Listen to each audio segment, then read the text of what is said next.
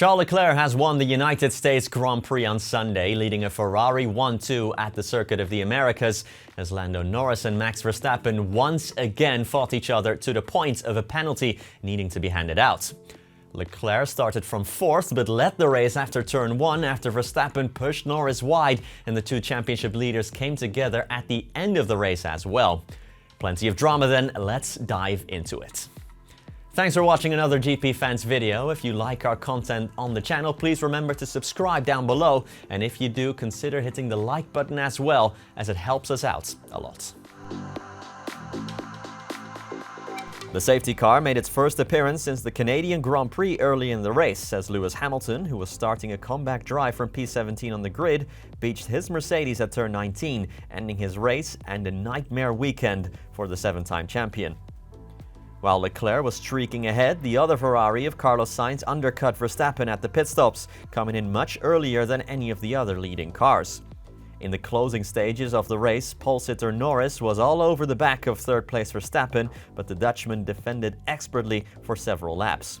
It all came to a head on lap 52, when Norris finally put the move on the Red Bull, going round the outside at turn 12, but off the track, gaining third position as he rejoined.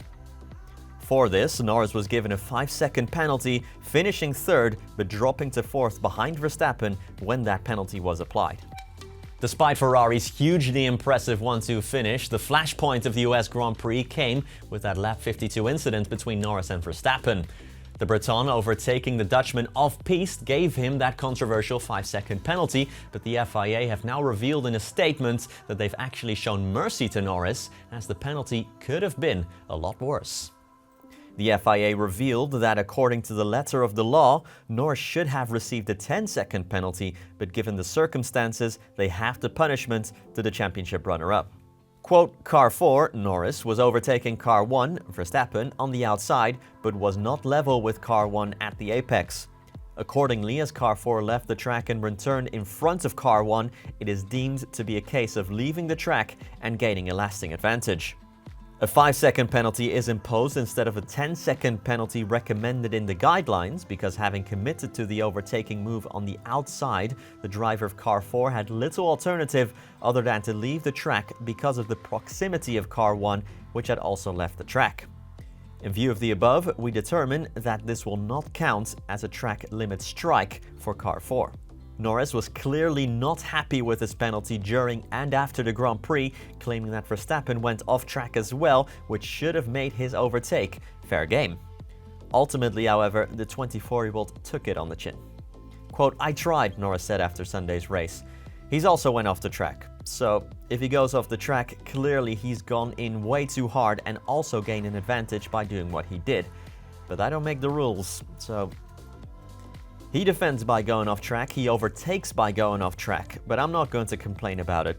I think Max drove well, he defended well, and we had a good race together, but the rules are the rules.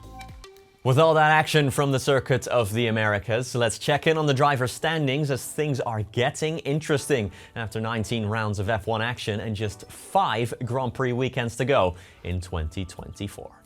Verstappen has come away from Texas, extending his championship lead for the first time since the Belgian Grand Prix in July, gaining 5 points on Lando Norris in the standings, as the reigning champion now sits on 354 points. Charles Leclerc earned a total of 30 points, including the sprint race and his Grand Prix victory, and is now only 22 points behind Norris on 275 points. Further down, Liam Lawson is off the mark, impressively bagging 2 points in his return to F1, while Franco Colapinto again scored a point for Williams. Both drivers finished higher than their much more experienced teammates in the Grand Prix. Kevin Magnussen has jumped up 2 places in the standings, bagging 2 credible points in the sprint race. Lawson's introduction into the standings now means Valtteri Bottas is all the way down in 23rd place. That's it from me for now. Again, don't forget to follow us in all the usual places, and I'll catch you later today for another video. See you then.